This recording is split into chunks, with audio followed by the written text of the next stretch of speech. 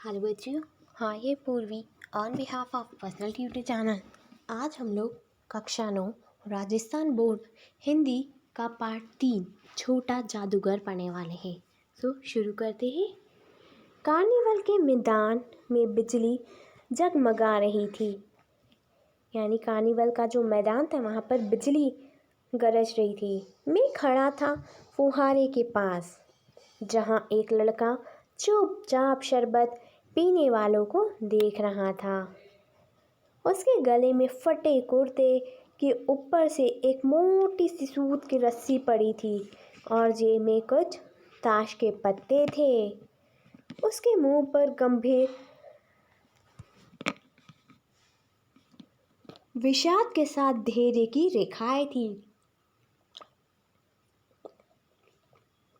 यानी वो जो बच्चा था, वो जो लड़का था, उसके मन में उसका जो चेहरा था, उसके चेहरे पे रेखाएं दिख रही थी। ऐसा प्रतीत होता है जैसे कि वो कुछ सोच रहा था। मैं उसकी ओर ना जाने क्यों आकर्षित हुआ। पता ही नहीं चला कि मैं उसकी तरफ क्यों अट्रैक्ट होता चला गया।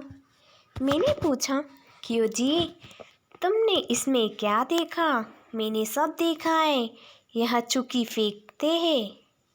चूड़ी फेंकते हैं, खिलौनों पर निशाना लगाते हैं, तीर से नंबर छेदते हैं। मुझे तो खिलौने पर निशाना लगाना अच्छा मालूम हुआ। जादूगर तो बिल्कुल निकम्मा है। उससे अच्छा तो मैं ताश का खेल में ही दिखा सकता हूँ, उसने बड़े प्रगल्भता से कहा। मैंने पूछा, और उस पर्दे में क्या है? वहाँ तुम क्यों गए थे? नहीं, वहाँ मैं नहीं जा सकता, टिकट लगता है। मैंने कहा, तो चलो, मैं वहाँ पर तुमको ले चलूँ। उसने कहा, वहाँ जाकर क्या कीजिएगा, चलिए निशाना लगाया जाए। मैंने उससे सहमत होकर कहा, तो फिर चलो पहले शरबत पी लिया जाए। हम दोनों शरबत पीकर निशाना लगाने चले। रास्ते में ही उससे पूछा, तुम्हारे और कौन है? माँ और बाबूजी। उन्होंने तुमको यहाँ आने के लिए मना नहीं किया? बाबूजी जेल में है। क्यों? देश के लिए, वह गर्व से बोला। और तुम्हारी माँ? वह बीमार है और तुम तमाशा देख रहे हो। उसके मुंह पर तिरस्कार की हंसी फूट पड़ी। उसने कहा, तमाशा देखने नहीं, दिखाने आया हूँ। कुछ पैसे ले जाऊँगा तो माँ को पत्थर दूँगा। मुझे शरबत ना पिलाकर आपने मेरा खेल देखकर मुझे कुछ ना दिया होता तो मुझे अधिक प्रसन्नता होती।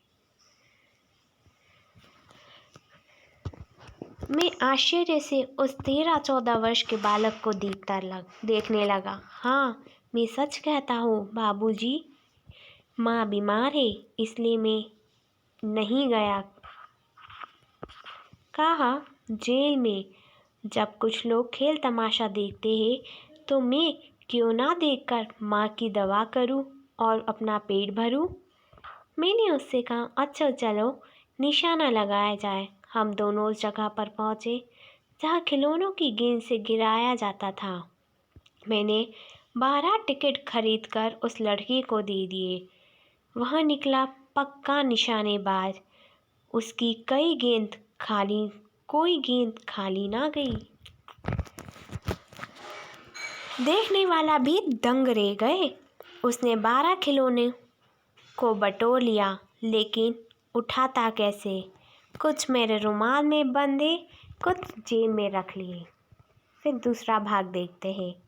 कलकत्ता के सरमट बोटेनिकल उद्यान में लाल कमलिनी से भरी हुई एक छोटी झील के किनारे घने वृक्षों की छाया में अपनी मंडली के साथ बैठा हुआ मैं जलपान ही कर रहा था।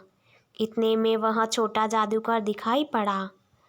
मस्तानी चाल में झूमता हुआ आकर कहने लगा, बाबूजी नमस्ते, आज का ये तो खेल दिखाऊं? नहीं जी, अभी हम जलपान कर रहे हैं। फिर इसके बाद क्या गाना बजाना होगा बाबूजी?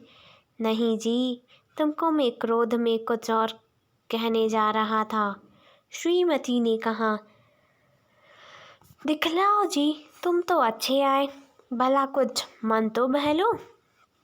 मैं चुप हो गया, क्योंकि श्रीमती की वाणी में माँ की सी मिठास, वह मिठास थी जिसके सामने किसी भी लड़के को रोका नहीं जा सकता।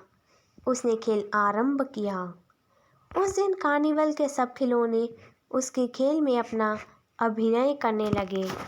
बिल्ली रूठने लगी, भालू मनाने लगा, बंदर घुड़कने लगा, गुड़िया का ब्याह हुआ, गुड्डा वरकाना निकला। लड़के की वचालता से भी अभिनय हो रहा था। सब हंसते हंसते लोट पोट हो गए। ताश के पत्ते लाल हो गए, फिर अब काले हो गए। गले की सूत की डोरी टुकड़े टुकड़े होकर जुड़ गई। लड्डू अपने आप नाच रहे थे। मैंने कहा, अब हो चुका, अपना खेल बटोर लो, हम लोग भी आ जाएंगे। श्रीमती जी ने धीरे से 1 रुपया दे दिया। वह उछल पड़ा।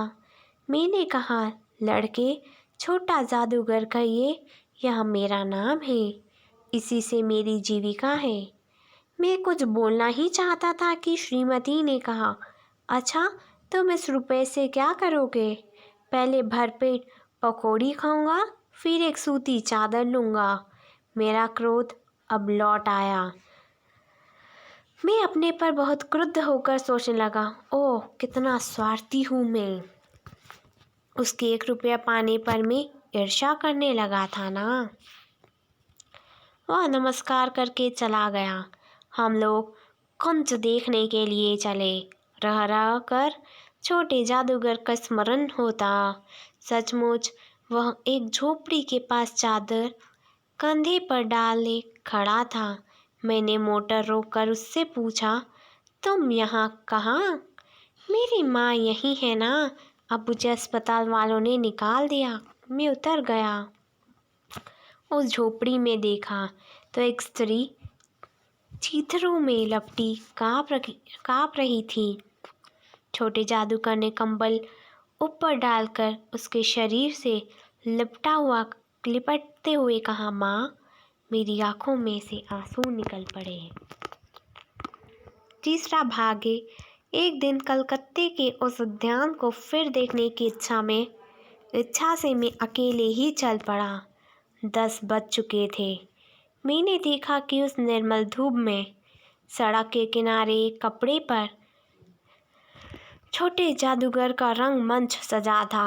मोटर रोककर उतर पड़ा।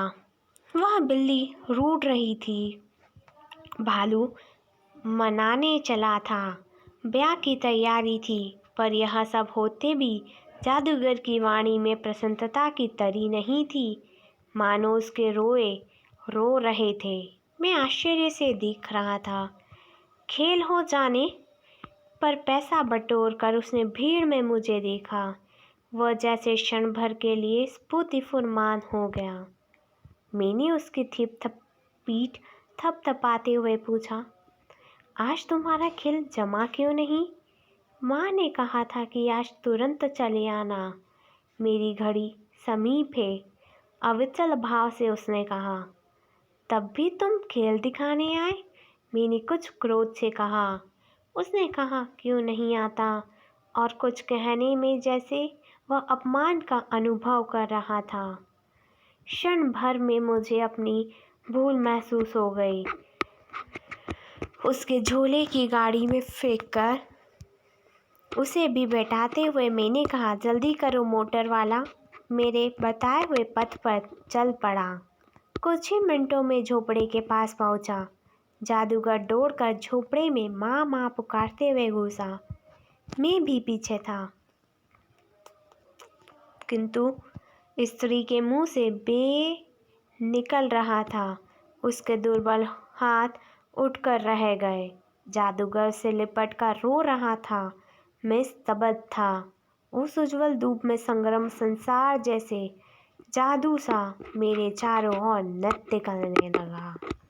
बच्चों, ये बहुत ही दर्दनाक स्टोरी थी। आई होप कि आपको ये वीडियो अच्छी लगी हो।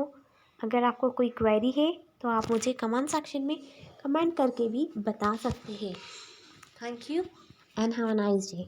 एक बात और बच्चों, हमारे पर्सनल ट्यूटर यानी आपके पसंदीदा चैनल पर्सनल ट्यूटर ने एक मेंबरशिप निकाली, वो भी सिर्फ 159 रुपीज़ में। सो बच्चों जल्दी से ज्वाइन करें।